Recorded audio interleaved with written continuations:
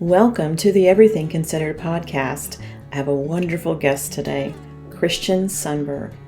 When he was a young child, he remembered his experience before coming to Earth. Those memories left him only to spontaneously return at the age of 30, when he took up a meditation practice and went through his own personal awakening journey. In his book, A Walk in the Physical, he provides a wonderful framework for understanding the experience of what it is to be human within the larger spiritual context. Welcome, Christian.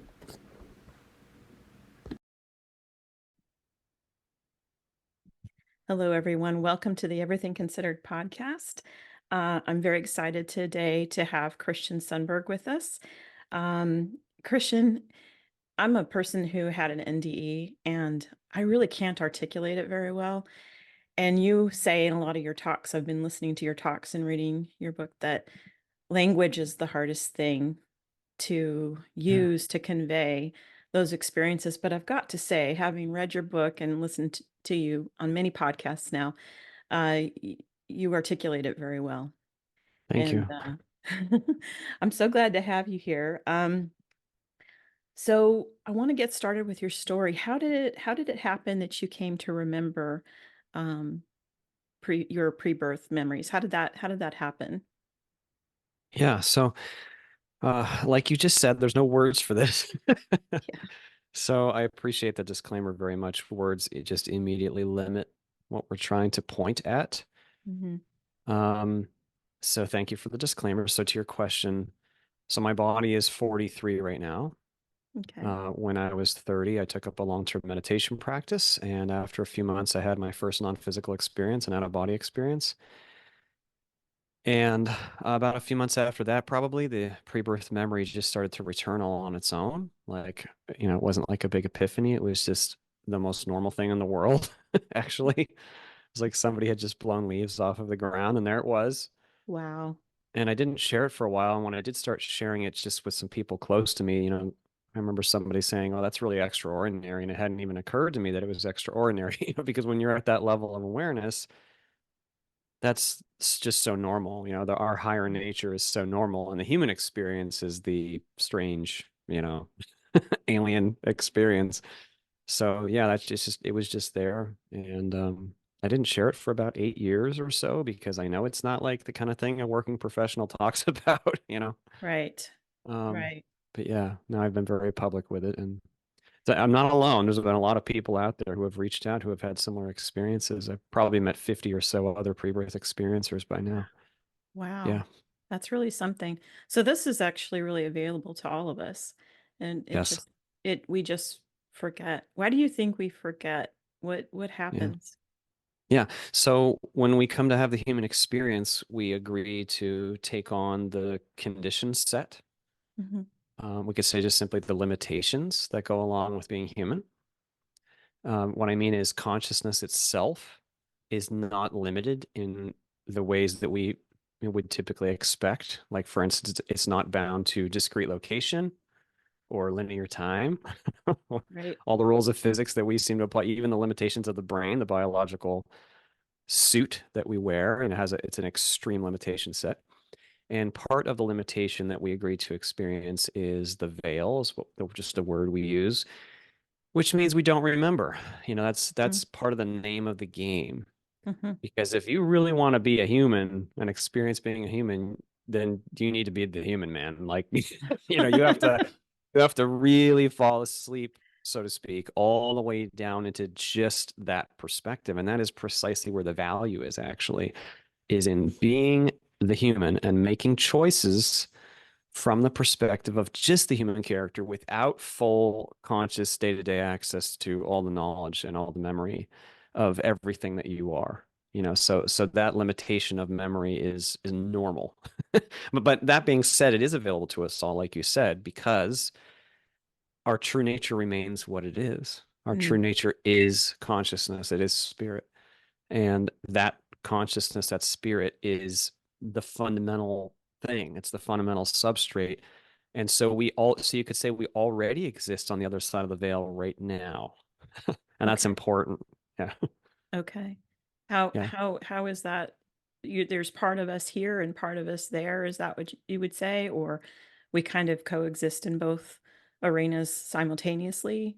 Yes. Yeah, those are both, I think those are both true statements. It's difficult because here in the physical, we believe very deeply in discrete objects. That's just like what we do here. We see places and objects, and this is a chair and not a table, and now I know what it is. Hmm. That's just our day-to-day experience, our moment-to-moment experience. So then we want to know, okay, what is the self? Did I break a piece of the self off? I mean, that's not a bad metaphor. Right. You could say that a subset of yourself is allocated down into this focused human experience. Mm. That's okay. But are you separate from your whole self? No, no. There's no Right. separation. You are you. That's the simplest way you could put it. And that you is really very big. The Hmm. you that's listening right now is actually very, very big. Not just physically, but spiritually. It's a Hmm. huge, unspeakably big you. And that unspeakably big you could say, has allocated a portion of itself down into this discrete perspective of being the very focused, specific, dense human character. So that's like a piece of the self. That's not a bad way to think of it. I heard you say that being in a human body, and I definitely concur, is like being, I can't remember exactly the words you called it, but it's like it's very tight. It's very Yes. contained. Very Yeah. Yes. constraining, very limited, Yes, very limited. extremely constraining. I mean, like, when we talk about the physical experience, a lot of people like, I think we're quick to point at it and say, oh, it's this negative, painful thing. Actually, it's not. It's just very, very limiting. Hmm. It's neutral. It's actually it's a neutral experience. But one thing that it is for sure is a highly constrained experience. You know what I mean? Like we are actually experiencing the great, great limitations of the body and of all of the limitations of this universe. That's the name of the game. Hmm. Yeah. And this idea of being separate, that was a really it's a really hard thing to come back into when you know that that's not true. There's this illusion of separateness that, and that seems to cause a lot of problems down here. So, Absolutely. So the illusion of separateness is like the thing that is so unique about this reality is that our reality, because there are many, many other reality systems. This isn't the only one. mhm. And our reality is like, let's see if we can push the boundaries to the furthest possible extreme in how separate we can feel from each other and from other things, Yeah. and then operate from that perspective. Like we're pushing the boundary all the way. But Yes. are we really separate? Never. No, no, no. Right. It's only a very, very, very deep illusion. It's Hmm. very deep illusion, but the true nature, this true substance of being is never separate. It's always connected to all things and to the whole. And we sometimes see glimpses of that. Like, telepathy is a simple example. In higher systems, we communicate telepathically. It's very normal, it's very full, very complete, very direct. That's because the other is a part of yourself. Right. There is no distance through which to pass. There's you and there's I, and we are part of the one. And so we can share with incredibly wide bandwidth completely exactly what we are feeling and knowing, and that's normal. Whereas here on Earth, we have to like throw sound through the local medium of air, at each other. That's how we talk. It's so crude. Yeah. Yeah. Yeah. Language seems to be crude, and just this whole reality, whatever this is. Would you use the word simulation? Would that be Yeah. something that you would call this? Yeah, this is a simulation. That's a Okay. fair statement. It's a real Okay. experience, but it's not fundamentally like the substance of the simulation is not fundamentally real. Like the objects aren't fundamentally real. Right. The And body isn't even fundamentally real. Yeah. Consciousness is what's real, and it's having an experience of this simulated, deep but simulated experience. Yeah. so, not to turn the tables, but I want to hear more about the story. What led up to you developing a meditation practice that led up to these events of the remembering? What happened in Yeah. your life to take you there? Because we all have things that take us to there. You know what I mean? Or Sure, most of absolutely. us. Yeah. Yeah. So, I mean, it's a long story. The short Okay. version is that I had experienced many traumatic health events Mm. in my 20s, but I was always, in my 20s, I was deep into the Lutheran Christian tradition, but I was always a seeker, spiritual Mm. seeker. And one day I came across a video by the physicist and consciousness explorer Tom Campbell.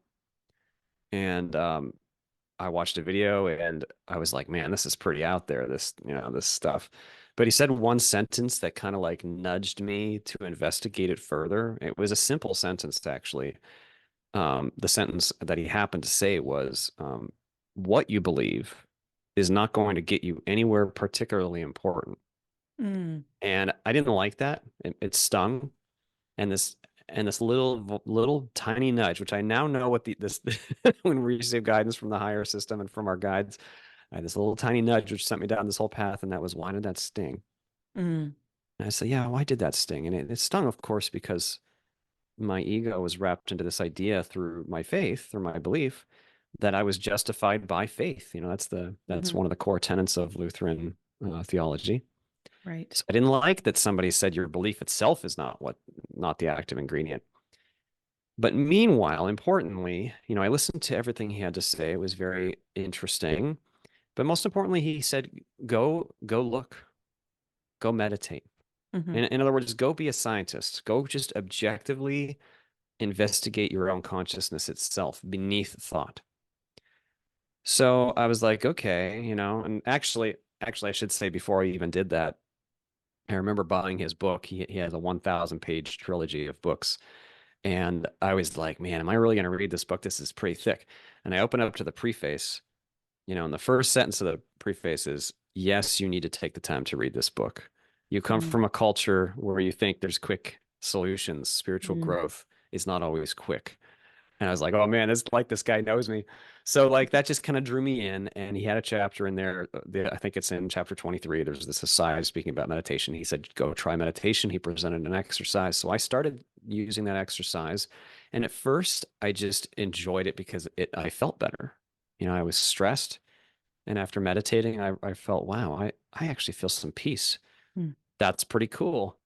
And so I just kept meditating at first because of that. But after a couple of months, I had a non-physical experience. I was in an in-between state, I would call a pre-OBE state, where I was experiencing extreme vibrations that were so loud and so violent, and it was so real. It was not subtle at all. It Wow. was like the most tangible physical thing Wow. I'd ever felt, even though it was not physical, but it was Hmm. so physical feeling. And that one small experience, I was like, oh my gosh, I got to keep going. Like, this is real. Like, there's something going on here. Like, that was more real than Yeah. and anything physical I felt up to this point. It was like somebody had parked a jet engine just out of my head. That's how real it was. Wow. So I just kept going. And then over time, I began to have non-physical experiences, and the pre-birth memory returned. And basically, I went through an awakening process. And, once you open that door, you can't put it back in the box. Right. It's very humbling because everything, I mean, I personally found that everything I had believed up to that point needed to be reevaluated and turned upside down. Hmm. Because I Yep. thought I had all the answers. Because the ego is really comfortable when it has all the answers, right? When you know you believe the truth and now you got it and you're all set. It's all Right. squared away. That's easy. Yeah. It's very hard to actually say, wow, I don't understand what's going on. And I think I've been wrong with this deeply held belief, certain portions of it. Now, the divine is very, very real. Hmm. God is very, very real, the most real thing. But I had to go experientially discover that, and I did. I ended up finding this joy, this freedom of being, this incredible power that we really are. Mm. And there's no words for it. It's just bliss. It's bliss and peace Yes. and joy beyond any description. And when you taste even one millionth of it, it's what we all seek. It's Right. more valuable than anything in this world. And when you find it, it's like, oh my gosh, like I'm reminded of the Rumi quote. You wander from room to room, hunting for the diamond necklace that's already around your neck. Oh, that's so And good. that's how I felt, was like I had caught my first glance of this diamond necklace. And I'm like, oh my gosh, like what have I been doing? So yeah, I mean, so that's just kind of a, a quick story for how that began to unfold. Like I said, I didn't share it for about 8 years, Mm. but I did begin to receive spiritual nudges in the form of what I knew would be a book. I began to share pieces of it as blog posts, and I knew it would be a book from the beginning. And they were like clear spirit communication, like chunks. And it took 6 years to receive all the chunks. And then I, with the help of spirit, felt intuitively guided how to organize it because it's kind of an unusual organization and non-linearly organized book. Yeah. And so then, after I'd share my story, I really committed myself to that and published the book. And I just knew that was important for me to do. That's all I can say about that. I don't even feel like it's mine. Like, sure, my name is on it and I actualized it, but it's not mine. You feel like it wrote you almost. I feel Like, like I feel yeah, like I provided a lens, a local language because of my earth experience and my earth language and my earth context. It was just a lens through which something could be expressed. That was the mhm, best way I could put that. And I was just the lens, not the light. right. Yeah. Yeah. Well, you did a beautiful job. Thank you. I'm really enjoying it. It contains so much wisdom. Thank you. And yeah, what an amazing, amazing thing. Now, so you remember what was it like before you came here for this incarnation? What Mhm. was it like where you were at, would you say? Well, the question is a little bit like asking, like, if you ask somebody who's been to Earth, what's Earth like? Yeah. Well, it's going to be a lot of different things. Earth's a pretty big place, and we're talking about a series of realities that are way less limited. Right. So an incredible expansiveness of being. And then, okay, so then when we ask the question, we typically want to know, tell me places, tell me objects, tell me colors, tell me things that I know. I mean, there were places and colors. Mm-hmm. Like I remember being in a realm of golden light and feeling such joy and bliss and connectedness, but it also being somewhat close to the earth plane in vibration, but still being very full of love and connectedness Mm-hmm. and being able to move at a whim with my consciousness and engage all sorts of different beings or reality systems at a whim. But, I try not to go too much into that because, first of all, my memory is limited because I'm veiled. Right. I'm still veiled. Yeah.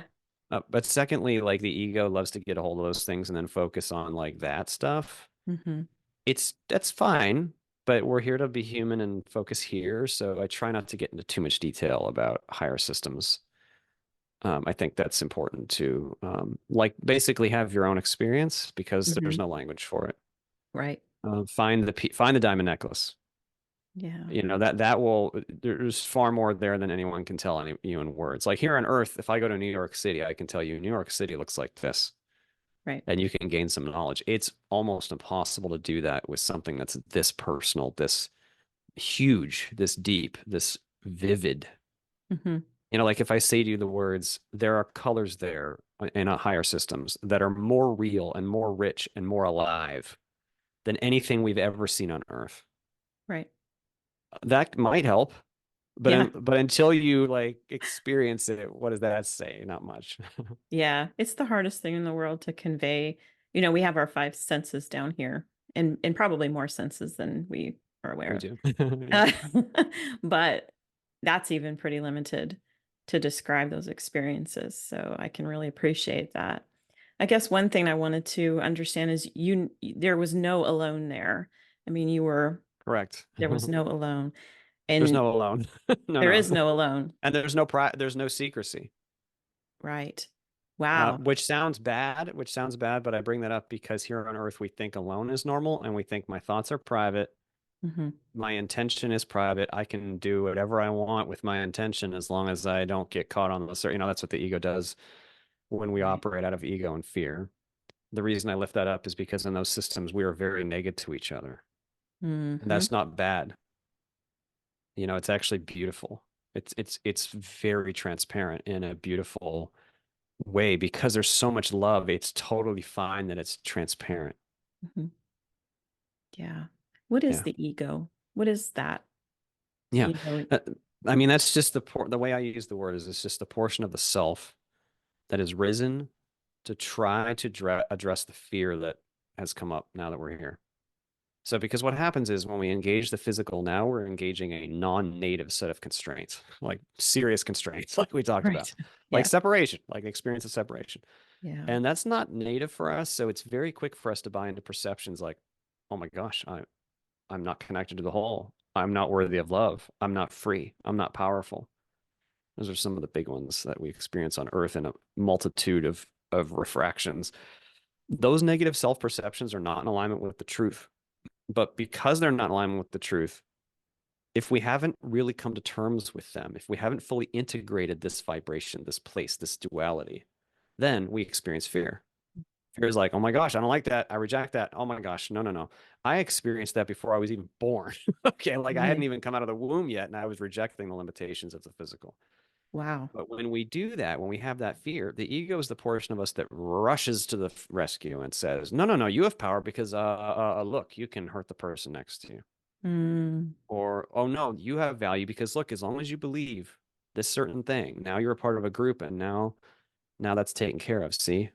And then we okay. buy into that. Or distraction even. Very simple, common ego pattern. Don't look at your pain, don't look at your fear. Look at this shiny object. Look at this stimulation. Stimulate, Mm, stimulate, stimulate. Don't whatever you do, don't look at the pain. Don't look at right. the fear. Just keep stimulate, stimulate. Don't look at anything else. Look at anything else you can.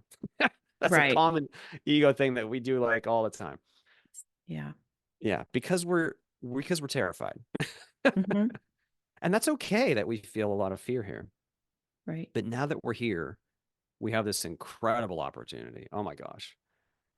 This incredible opportunity to actually look at what we actually feel and what we actually perceive, to actually go into the fear and feel it. Mm, Recognize I feel alone. That makes me feel absolutely terrified. hmm. Just go into the sensation. Don't look at there's going to be a million stories built on top of it. I know the ego works in thousands of layers. Oftentimes we can't even locate what our root fear is. I'm not making light of this process. This can be a multi-decade or even multi-lifetime process. But Right. underneath all the layers of ego, whatever you're really truly rejecting, whatever negative self-perception you think the world has proven to you that you're worthless or that you're powerless or that you're unworthy of love, we need to be willing to even go and investigate even that feeling, Mm, because underneath it, it's not even true. It's made of smoke. Because the truth of our being is love and freedom and power and joy. Always, always, always, always, always. Like basically, we never actually have to be afraid. hmm. So when we feel fear, it's okay to recognize, oh my gosh, I'm terrified of this certain thing. I'm terrified of being sick. I'm terrified of being in whatever condition. I'm terrified of pain. Well, really, it's not the circumstances we're terrified of. It's the perceptions they prompt. If I'm sick, I won't be able to do what I need to do, and I won't have worth, or I won't have power, or I won't be whatever this perception is. We can actually fully go into that dark closet and be present with exactly what we feel, honor ourselves enough to do that, and find that underneath it all, it's all made of total love and peace and bliss. Mm, I know that it's very hard to articulate that, but it's and what I just said in like two sentences, it's like a huge, complex personal process.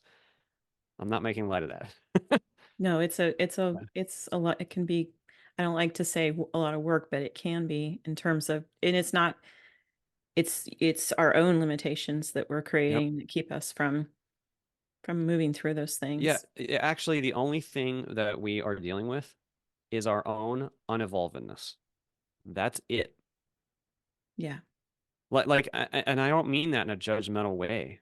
I- No. It just means like, if you haven't integrated a certain experience and it's scary as heck, that's okay. You just haven't integrated it yet. Yeah. That's okay. If you have a fear, that's totally fine. When I say yet unevolvedness, I just mean where we yet have an area we could grow, where we yet have fear. That's what I mean by yet unevolvedness. That's fine. That's okay.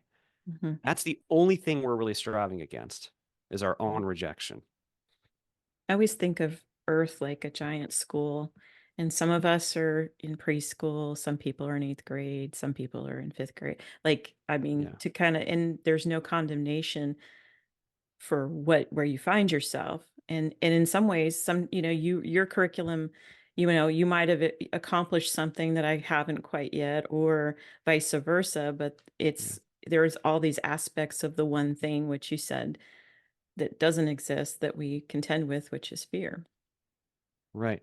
Yeah. Yeah. When you send kids to school, like, I don't look at my own kids and say, oh, there's something wrong with you because you don't understand college trig yet or something. Like, that's not how it works. It's fine. They're totally good and wonderful the way they are. Same is true of us. That's right.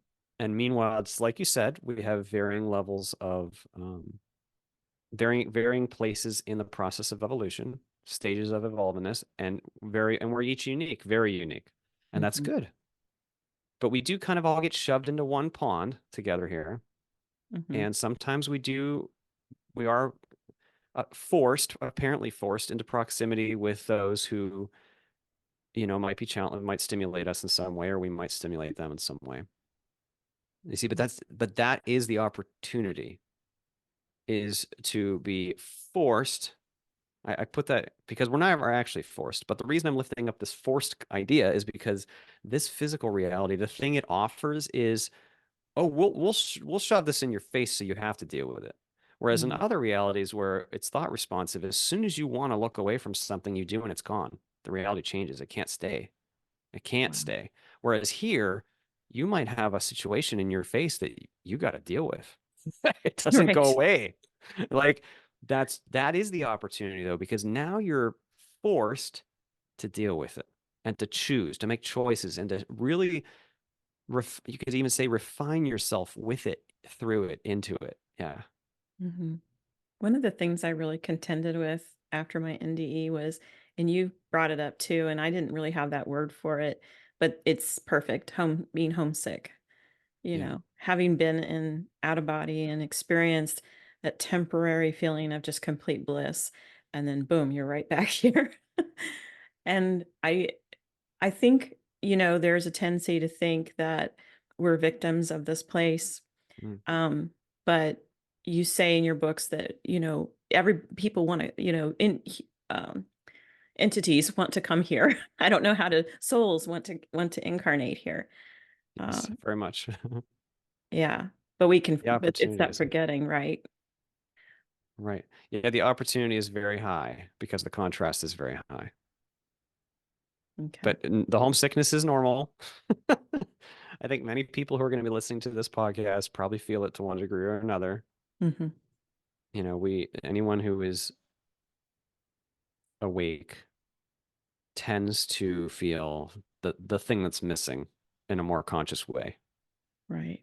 And that is often expressed as homesickness. I feel it every day. It's not very, I mean, I laugh at it because I know how close it is too. Like, I know I'm not actually missing it. But on the other hand, oh my gosh, there's not a day that goes by that I'm not yearning for the tangible full knowing of that connectedness and that love again. Yes. But I feel the opportunity of this life, like the limitation that's being offered is so valuable. It's so valuable. So I seek to hopefully use it while I'm experiencing it. Yeah. Yeah. There's a lot going on in our world today. Um, and I imagine you feel this too, that our consciousness is evolving, is shifting. Do you think as we evolve that at some point we will, most people, maybe many, maybe all people will begin to understand that the veil is not, you can have that connectedness all the time? Do you Yes. No, that's inevitable. It's good One news. way, one way or another, it's inevitable. I mean, the human ego might say, "Well, I kind of want it today, like, or tomorrow, but not in 100 years, not in 1,000 years. Just too long." Well, it's okay. Like, linear time itself is an invention. It's fine. It's okay that it takes time. our true nature is connected. So to put it in simple dualistic terms, as our vibration increases, the distance from home decreases. Okay. So that means as we process fear and as we grow in love, loving intention, that distance decreases. And as it does, that means we are closer and closer and closer to our true nature, in which we will know the connectedness experientially, we'll feel it. So that's part of what's going on Earth. Actually, the New Age term is, well, New Age, but also the awakening. That just means that the human race, the collective consciousness, is going through a huge shift right now. Mm-hmm. We're processing and challenging a lot of old ideas that have been with us for a very long time. And that can cause a lot of friction on the surface. But the good news is we are actually moving forward. And I know like a lot of people feel like, oh, the world is hopeless and it's worse than it's ever been. Right. Actually, no. Yeah. Actually, it's not. Actually, it's better. It's we are at a higher vibration point than we've ever been. It's just that we have so much deep fear and gunk in there. Like Mm-hmm. we have a very, it's gross, like how much human crap we got in the basement. Like as a collective consciousness, as a species, Mm-hmm. we have so much us versus them thinking. We have Yeah. so much pain and devaluing of life and surrendering of our power. Oh my gosh, we've surrendered our power to, higher local authority for thousands of years. So we Right. have so much of all those themes going on. And that's one of the reasons, though, actually, that being human is such an incredible opportunity and like one of the coolest places to be, metaphorically speaking. I mean, I'm not literally, but it is one of the coolest places to be on Earth right now because we are like doing the extreme thing. We're seeing, can we wake up from this multi-thousand year history of garbage and pain and fear and trauma? Can we actually deal with that and process it and wake up and change? Right. It's like So I would, yeah. a catalyst. It's a catalyst for without a better with the for the birth, I guess, for what's coming. The so the cat anything so fear causes all sorts of manifestation that will catalyze us to move through it Okay. so that we can move through it. That's just kind of the nature of what we get here. So if you're afraid of something, like really you are, then it probably will get it at some point. Not as a negative thing. It's just when you're ready, you have the opportunity to actually face that, go into that closet and face it and heal it. And when you do it for you, you're actually doing it for the whole. And so the whole is like processing a lot right now. And Mm-hmm. so I know people might feel discouraged because you turn on the news and you see like there is still a lot of very, very fear-based activity happening on Earth. I'm not saying that's not happening. Of course, Right. there are millions of people dying every day in terrible conditions because we have so much fear running rampant. Mm-hmm. I say fear because all the expressions of ego, all the us versus them thinking, all of the enemies, that's all fear. That's all Right. arises from our own fear. But we are processing that. And don't lose hope because the entire collective consciousness is moving in that direction. And you are way more powerful, whoever you are listening, than you might think. like, like we tend to think all the power is out there in these organizations like governments or religions or, the man or, some shadow government or something, like we Yeah. tend to put all this like power out there or in the companies. It's all people. Mm. It's all or other beings. It's all Right. consciousness experiencing things. And you are a part of the whole. So when you face your fear and own your crap, and when you choose love and joy in your life, you are changing the pitch, the vibration, the temperature for the whole. Like you don't even have to be seeing anyone else. If you're alone in your bedroom and you actually bring presence, joy into this moment and feel authentically who you are, appreciate the glass of the mirror, even just that small shift, the entire pond hears it. So don't fall like the succumbing to hopelessness is one of our, it's like a major disservice that we're doing to ourselves to believe in hopelessness and to believe that we don't have power. We don't have to do that at all. We are very powerful. We are a part of the substrate that is giving rise to all the physical manifestation. To put it in crude but accurate terms, true too. You are a part of God. Mm-hmm. You're a part of the thing that is giving rise to everything. So don't devalue that. Like, in fact, recognize your power and your worth and your value. Don't worry about the whole world. Like, don't worry about that. Just what is your life? How Yeah. do you meet today? That's it. That's all you have to do. Choose how you meet today. Can you choose freedom, rest, joy, low burden? Do you know, for instance, that you have nothing required of you? Mm. Like, do you know that? Because we live in a world that is not the common message. You got to do 1,000,010 things today. I That's work right. full time and I understand I'm a project manager by trade. I Yeah. keep track of things that have to be done all day. But spiritually, do we have to do anything? No, no, no. We are totally free to put everything down and simply to be. There's so much freedom in that. So when you can choose even that, even just like, you know what? For the rest of the day, I'm not going to do anything unless I want to. Right. Even that, like you just shifted the consciousness.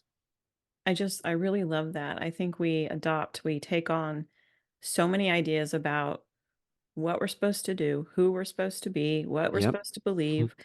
You know, it's like that you lose touch with who you are. I feel like Exactly.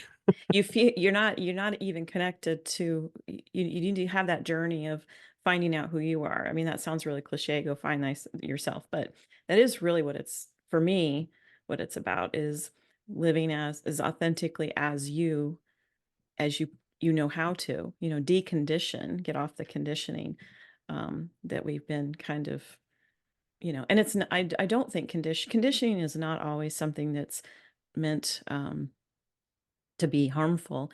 It Yeah. just is something that happens when we get here. Uh, and Yeah. it's a challenge to shed it. It's a challenge to move away from it for sure. Yeah, we fall asleep into the association with form, into the ideas. So conditioning is now some ideas you were handed a few thousand times. Mhm. That's who I am now. I'm that. Like, what am I if I'm not the worker or the spouse or the friend or the daughter or, whatever, Yeah. because Yeah. that's become your identity. So, but I love what you said about the authentic you, because that is absolutely true. If like, to put it this way, like you will serve the world best if you be the real you. And then you must say, who's the real me? I don't even know what that is. The real you is the you that is the most joyful, genuine, authentic you. The free you. No matter what the conditioning says, it's okay. You're allowed to actually be you. You're actually allowed. Like, and you're actually serving the world because okay, each one of us is like a unique puzzle piece. Like each soul is like a puzzle piece that has its own color on purpose. like like each soul is uniquely valuable on purpose, intentionally. We are built to, in the deepest sense, serve one another and the whole by being ourselves, Wow. by being exactly who we are. Now, thousands of layers into form later, we say, well, I can't be who I am because I gotta go to work and I gotta pay the bills. I understand. This is something I struggle with personally because I work in a hierarchical organization that, has a lot of masks. So Hmm. I seek to just be authentic as best as I can in that context. So I understand that it often may seem very impractical. But on the other hand, the entire physical is just a play. It's actually not that serious. Right. So you can choose when you're looking at the play objects, you know what? I'm going to be myself and go run out in the rain or just sit down right where I'm at. Like whatever it is, you are totally authorized to be I love it. yourself, like the real you. And the real you is peace and love and freedom and joy. It is. Mhm. It just is. So like so basically if you don't know who you are, take a step towards what is a move towards more freedom, more joy, more love, more creative expression, more what you're actually feeling right now. Mhm. What is a move towards that authenticity? That's a very, very powerful move. We often think in the physical, like, well, if I can't change all the systems and move all the things around, I'm not really doing it. No, no. being the authentic you, even for 5 minutes, is doing something meaningful and important. You're making a shift. I agree. You heard it from Christian, everybody. You have permission to Oh, just be it's not for you. me, not for me. No, no, no. He's I the don't mean conduit that. for it. No, no, no, no. I don't mean that at all. Yeah. You don't, in fact, you don't need permission from anybody No, because you are that which is. that's right. How That's can right. that which is require any permissions? That would imply, of course, that you don't have authority, which is already already wrong. Correct. That's Yeah, correct. I yeah, love that. yeah. I love that. Yeah, Like it's that's a conditioning. That's a yeah, the conditioning. conditioning speaking that Yeah, there's somebody I need to go ask if I can do this. yeah, exactly. Yeah, Yeah, it's really foreign to a lot of people, but I think it's their birthright. I feel like that's their birthright, you know. absolutely. Yeah, It's when you go to a thought responsive reality system and you think, I want a pizza, the reality doesn't ask permission. It just gives you a pizza. Like, I mean, I'm being a little facetious, but my point is you are the author. You are consciousness itself. So you don't need permission. You are that which is. hmm The only way you can think you need permission is if you believe that. You bought into right. that belief. Right. You Right. always have the authority of what you choose to believe. Like I remember somebody close to me said once, when I was going through my awakening, there was an individual that is close to us who, has deeply held personal religious beliefs, and I respect that very much. hmm But I remember this person saying, you can't just believe whatever you want. Like what you have Ooh. to believe is written in this book, is it written in the Bible? That's what you have to believe because there it is. Well, that can only be true if you, as the consciousness, believe that. hmm See, you have to believe, choose first for that to be the truth Right. first. Now we lose sight of that because we become so deeply focused and ingrained and conditioned, and we associate with. I like to use the words we associate with the thought. We associate with the belief. The real I, like the consciousness associates with being the person who is this belief or is this action or is this role or whatever. Are you really any of that form? No. mm Mm. No. No, you are consciousness itself, which beholds form, transcends form, gives rise to form, and is itself already bliss and joy and peace and love and freedom already. Wow. That's beautiful. That's beautiful. So, out of body experiences, this is something that anybody can do as well. They can learn to do it. It comes natural to us, would you say? Or, Mhm. Yeah, absolutely. It's very, very natural for everybody, but it's not practical for most. okay. It's very natural because we all experience it all the time at deeper portions of the self. It's just very normal. But it's not practical because our vibration on Earth is so low. I mean, to use crude terms, it's a very low vibration, very dense vibration we're Yeah. experiencing here.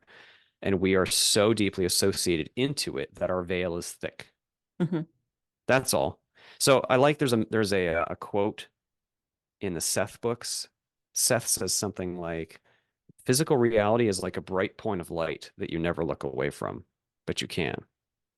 Hmm. I like that because it's like you're sitting in a movie theater staring really hard at the movie, really hard at the movie. And the movie is the physical context, the thoughts, the conditioning, the rehearsal of the thoughts, Right. the focus into the things.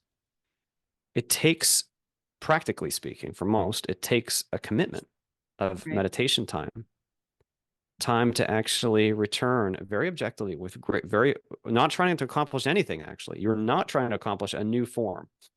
You are simply going and investigating what is my consciousness itself? What is my awareness?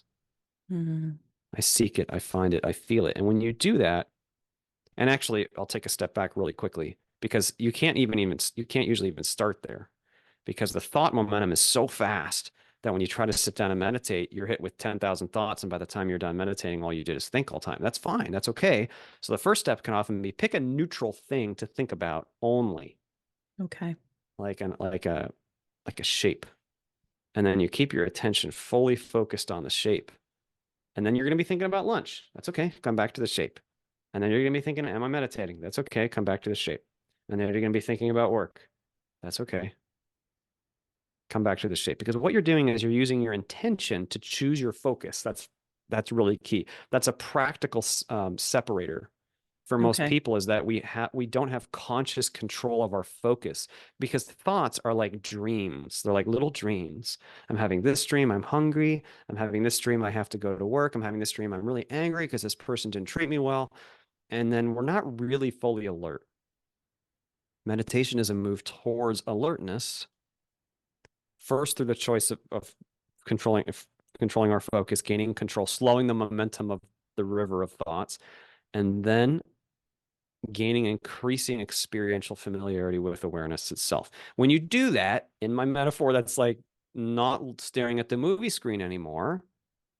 And suddenly, spontaneously, not because you tried, you realize you're in a movie theater Ah, because you stop looking at the screen. That's all.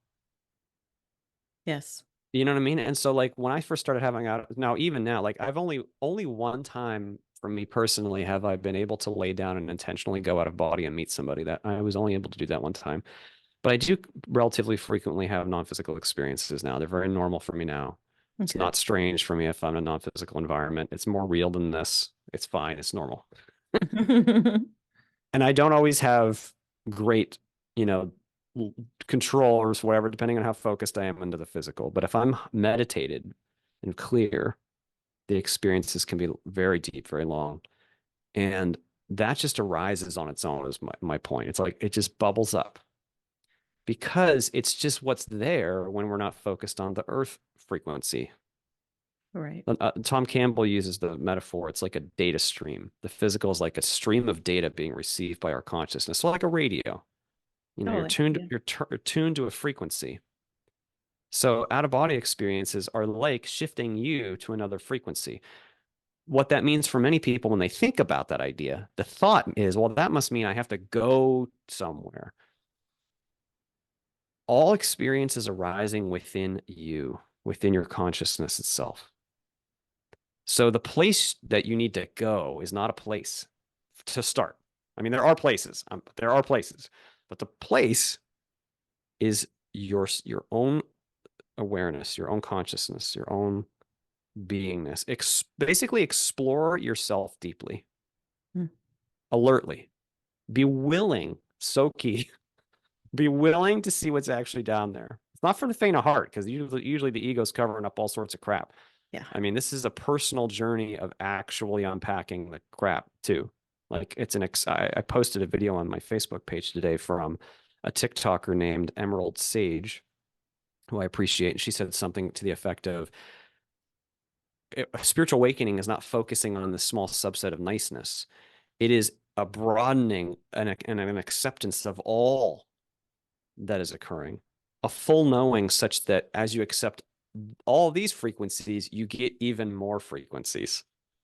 I Right. love that. I really love that, because that is kind of what happens when an out of body experience. You fully accept the physical, you fully accept your awareness as it is, you fully are present Mm. without expectation. And then other portions of yourself, which are real and are already there, may rise up. And then don't be surprised if you find that that is even more real than this.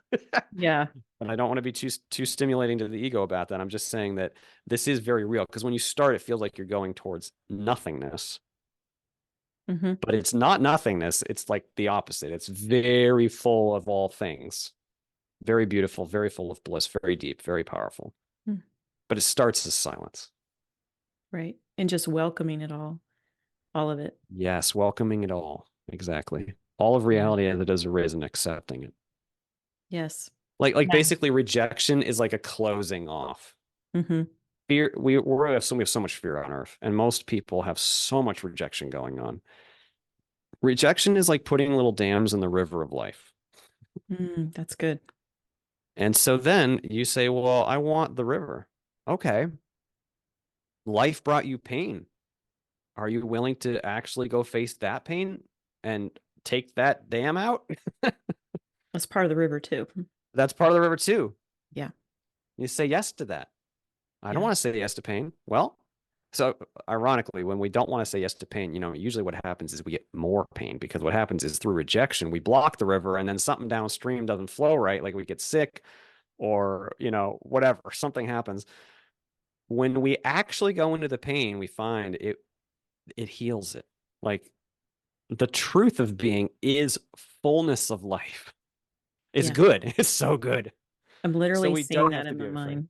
I'm seeing that in my mind as you were describing it, like putting a dam and the water just rising and the pressure getting Yeah, and the bigger and pressure bigger. rises. And but it's okay though, because that's what the physical does. Like, okay, all right, you want to put a dam up? We'll just put a little more pressure back behind that. And a little more pressure and a little more pressure. And eventually we're like, you know what? I want to kill myself. Mhm. I'm not making light of it. I'm really not. No. I'm saying that what happens is we block life so much that pretty soon there's so much pressure we don't think we can tolerate it. It's our own rejection. Like you could say the only thing, the only problem, there's not even a real problem, but the only apparent problem is our own fear, our own rejection, our own unwillingness to accept and see reality for exactly as it has arisen. Like there's not really a good reason to fight reality. Right. Yeah. Like if reality has arisen in a certain way, as a certain health condition or a certain relationship or a certain, financial constraint or whatever, that's okay. Like it doesn't mean you have to like prefer it. Right. But, but, like I like there's an Eckhart Tolle quote, and I don't think I'm going to say it exactly right, but it's something to the effect of either accept what is or take action to change it. All else is madness. Yes. Oh gosh, that's so true. And really, I find the two can happen at the same time. Like, and I think Tolle means that, where you can accept what has arisen and take action. Hmm. Acceptance doesn't mean inaction. Acceptance means it is not my enemy. Right. Right. Even this person who is attacking me is not my enemy. No. Even if I need to intervene with them, even if I recognize they're in a place where they're going to hurt somebody or hurt me and I need to intervene, they're not my enemy. Right. You can see that they've just forgotten. And Yes, exactly. you can see they've Exactly. just forgotten. That was the one thing that was revealed to me during my experiences. They have Yes. forgotten who they are. They have forgotten who they are. And you did too sometimes, you know. I absolutely do. I still do. I mean, I have those days where I forget who I am, and people do. But it's okay to have boundaries too. It's okay to take action. I feel like Oh, yes. those sometimes those emotions that rise up that are really overwhelming. We were talking about this earlier this Hmm. week. Anger, for instance, Hmm. is a catalyst to bring about something that needs to change, to make a decision to choose to go in a different direction or attend to something that needs to be attending to. It's not a place to camp out, but Hmm. it's all good ultimately. Yeah, it's important that we recognize exactly how we actually feel. Hmm. And I mean that. Like a lot of people say, oh, well, I actually feel pretty darn worthless or angry. Okay, good. Why? Like, Yeah, why? It's okay. Well, because obviously I have this big problem. Why? What meaning did you put on it? right, How are you resisting? See, right, because ego doesn't want to take ownership. Ego wants to put ownership outside. right. Ego wants to say, blame. Yes. Guess what? I'm sorry to tell you, whoever's listening, it's you. Like what I mean is we are the authors of our own experience. So we need to take ownership for exactly what we're experiencing in life. Right, And when we choose love and joy and freedom and service, love, we tend, especially over time, to experience joy right. because we're choosing that because our quality of intention is pointed in that direction. But when we choose ego, which means fear, we tend to not have a great experience. And that's just how the natural laws work. You want to Hmm. choose the illusion of separation? It hurts. You want to choose fear? Fear hurts. Yeah. Very simple way to summarize all the suffering. I mean, I'm not making light of this, but I mean, as a short summary, fear hurts. Yeah. Yeah. That's it. Like, so are we going to live in fear? Or are we going to choose to go into that crap and heal that and Right. choose love? Right. Take responsibility for the journey, Take responsibility. Exactly. that's the hero's journey, that as it Yeah. Joseph Campbell talks about, there's that kind of deer caught in the headlights moment, but then after, you can start to investigate, to inquire, to learn. Yeah,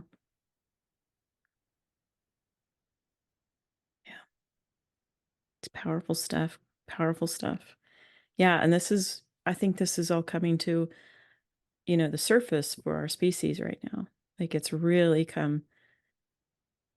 it's gross, but to a head. You Yeah. know, it really Yeah. has. Yeah. No, it has. Absolutely. I mean, like I said, I'm not saying the world isn't full of a bunch of gross crap. I mean, fear is gross, and we have a crap load of fear. Right. That's it. That's all. Yeah. Can it win? No, No. it can't win because it can only exist as a shadow when we buy into something that we're not. It's not the real stuff. The real substance is love and joy. That is what's Yes. real. Consciousness itself is what's real. Yes. But man, we can go deep into the illusion, and here we are wrestling with it, you could say, wrestling with the illusion. And so I really like what you said earlier about, seeing the person next to you, like they've just forgotten. Hmm. Yeah. I mean, we all just forget. My ego will rise up at times. I might get angry. But then I try to remind myself, okay, wait, now I've forgotten. You Yeah. see? Now I'm the one who's forgotten. I'm sorry. Like, okay, it's okay that I forgot. You see? It's okay that I forgot. And it's Yeah. okay that they forgot. In fact, we are veiled deep into the illusion of the separation here. So forgetting is part of the game. Can we find ourselves even here, man? Mm, Because spirit is so deep that it's always findable. yes. It's always choosable, no matter the depth of the constraint. There's no depth of constraint that is deeper than consciousness. None. There's never an experience that takes place outside of consciousness, and there's never an experience which is greater than consciousness. Now it can feel like it Hmm. on Earth. That's why, we're pushed all the way to the brink and maybe even want to kill our own bodies. Yes. Yeah. It can feel bigger than us. It can't actually be bigger than us.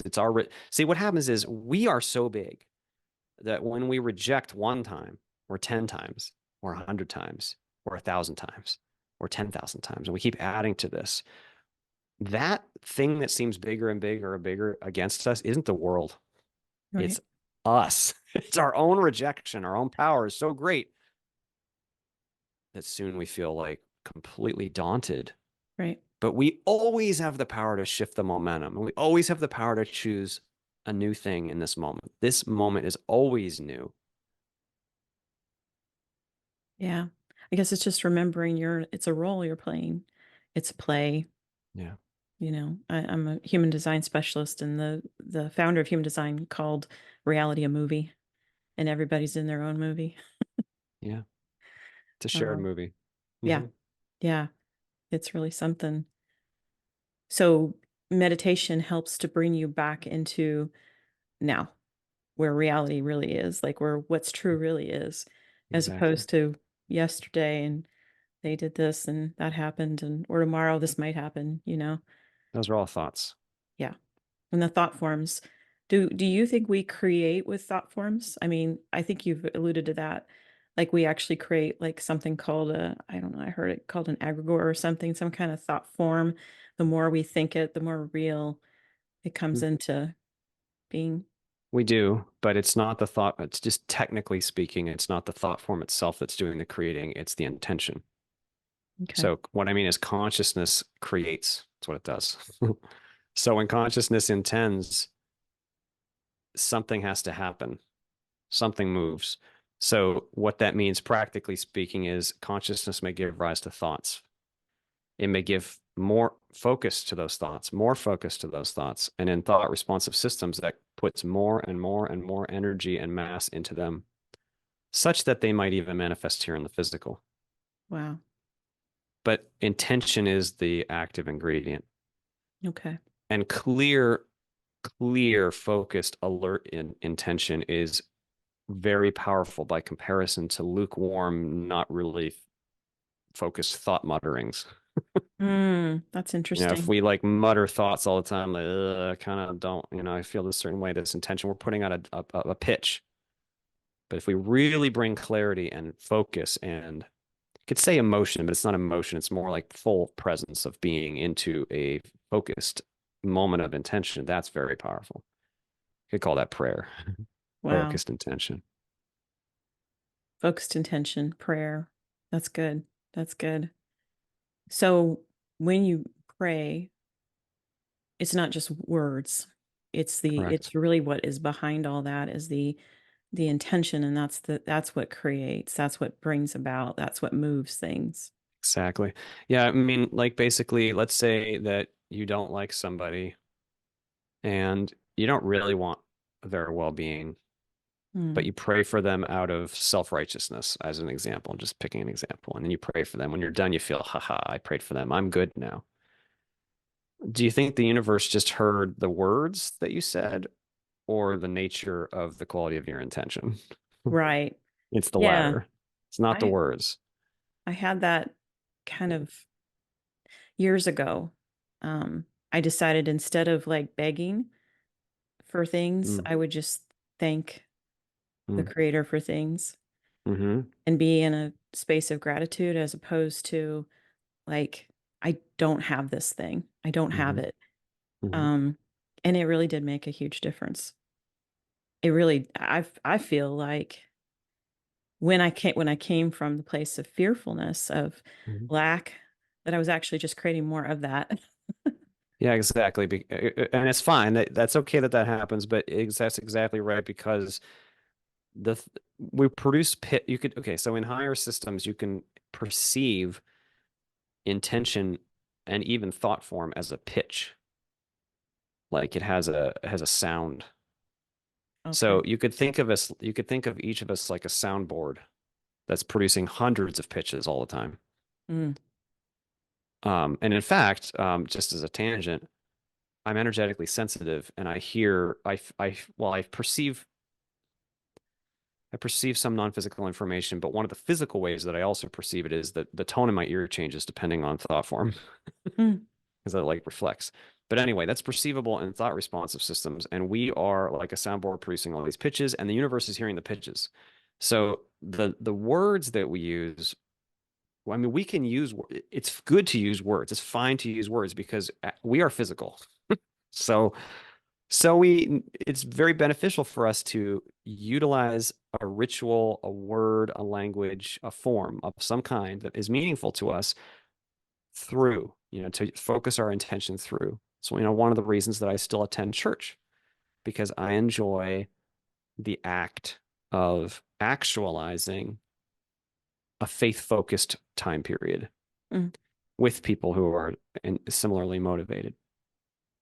Now, is that necessary? No, it's not the form itself that's the active ingredient, but it's through form that intention shines. So often we do mm, benefit from the form, but it's the intention that mhm. that matters. It's the intention that's the active ingredient. That's beautiful. And intention is either love based or fear based. Hmm. So like if you're begging for a manifestation, that's fear based. Gratitude is love based. Right. Fake gratitude when you're trying to be gracious, it's okay if you like what I'm saying. It's like you can't trick your intent. Like whatever your Right. intent is your intent. But even the intent of trying to improve your intent is an intent. You see, like whatever intention you're actually wielding, it's the actual quality of our choices that Mm, matters. The actual quality. Now, the physical outcome, of course, it's important, but it's actually not first. It's actually not the most important. right. We have The it most important, backwards. we have it backwards. We think physical Mm. outcomes first. The rest is wishy-washy. Nope, it's backwards. The quality of your intention is most important. The real quality, like when I say quality of intention, I don't just mean what you're telling yourself on the surface. I'm talking like your real reason for why you're doing what you're doing. like all the way down. Right. That's most important. So if you have a truly a pure intention, even if something negative might result from it, that's actually not a problem. Like it's quality of intention is first because often we're pretty like we don't give ourselves enough credit. Most of us are pretty darn aware of what we're actually doing Hmm. and how we're actually affecting people. And so when we genuinely discern, what I mean by genuinely discern is we don't nitpick what's going to benefit the ego. We actually look at what we know and we actually make a choice motivated from love, like for Right. real. We're pretty good at hitting the mark on the head and actually helping each other, actually being compassionate. We can do it. We can do it. I Yeah. love that. That's good. That's a good way to end this discussion. Just to encourage everyone that you're capable of so much more than what you've been, I guess, told, conditioned to think about yourself, and Yeah, that we're powerful creators, powerful beings. And so, Christian, if people want to find you, how would they find you? sure. So I have a website. It's www.awalkinthephysical.com. My book is available to be read online for free at the third link down on the book page. It's not about money. Mm. It is for sale on Amazon and Audible. Also, you can email me. I apologize. I just cannot respond to all the emails I receive. So I apologize if I can't respond, but I do try. My email is awalkinthephysical@gmail.com. And they can find the book as well on your website. There's links there, I Yep. noticed, and I will put all this below in the show notes so that you can find it. But this has been an absolute pleasure. I learned a lot. I'm very grateful that you took the time to come on today, I'm and happy to be here. Thank you. Thank you thanks for the work you're everybody. doing. Oh, my pleasure. This is just great fun. Bless you.